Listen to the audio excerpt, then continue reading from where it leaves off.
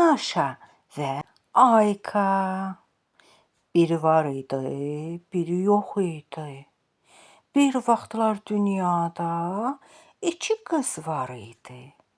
Birinin adı Maşa, o birinin adı Zoyka idi. Maşa hər şeyi özü ev etməyi çox sevirdi. Şorabanı özü yeyirdi. O özü fincandan süd içirdi. Oyuncaqlarını dolaba özü yığırdı.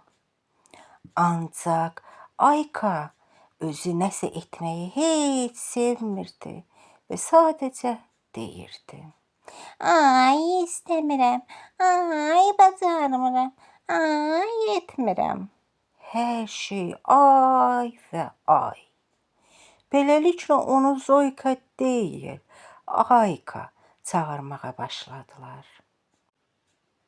Çətinliyə düşən balaca siçan.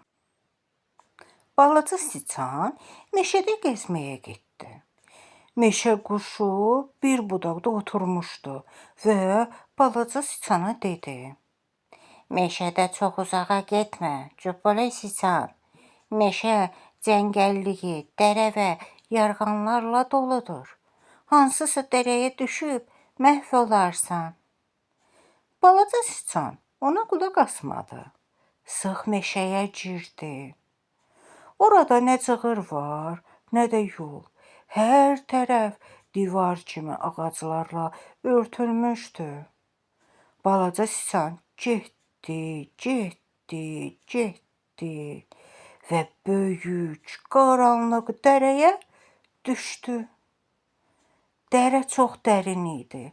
Siçan tək başına oradan çıxa bilməzdi. Çarəsizlikdən qışqırmağa başladı: "Xilas edin, kömək edin."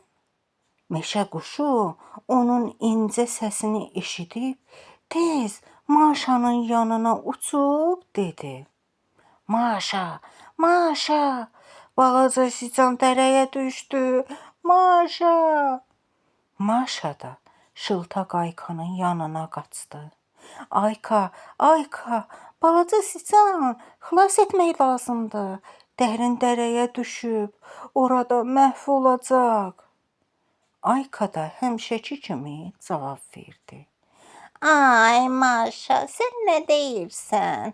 Ay, artıq gecdir. Meşədə canavarlar olayır. Meşə qaranlıq və qorxuludur. Meşədə yolumuzu tapa bilməyəcəyik." Maşa ona dedi: "Pəncərədən çölə bax."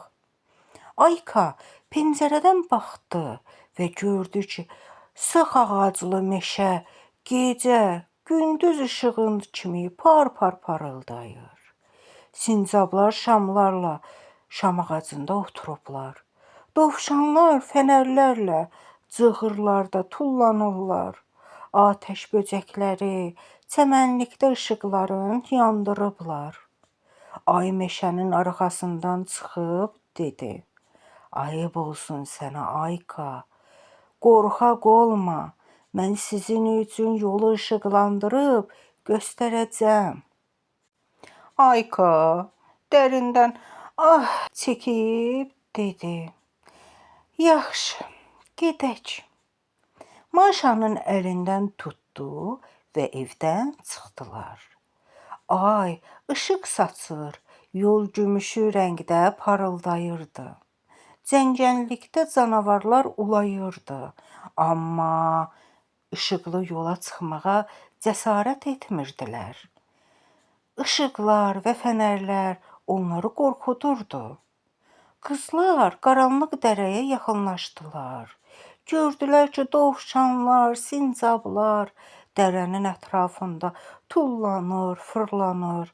Lakin siçana necə kömək edəcəklərini bilmirlər. Dərənin dibindəki balaca siçan isə qulaqlarını qısıb ağlayırdı.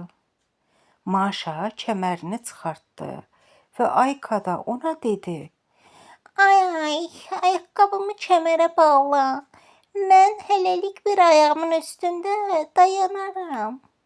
Maşa ayaqqabını kəmərə bağlayıb dərənin lap dibinə endirdi. Siçan ayaqqabıya dırmaşdı, bağlarından möhkəm-möhkəm yapışıb dayandı. Qızlar siçanı dəlikdən ayaqqabının köməyi ilə dartıb çıxartdılar. Siçan sevinclə onlara baxıb dedi: "Sağ olun, Maşa, sağ olun, Ayka. Siz olmasaydınız, mən burada məhv olub gedəcəkdim." Dovşanlar və sincablar sevindilər. Ayı isə yuxarıdan baxıb gülümsədi.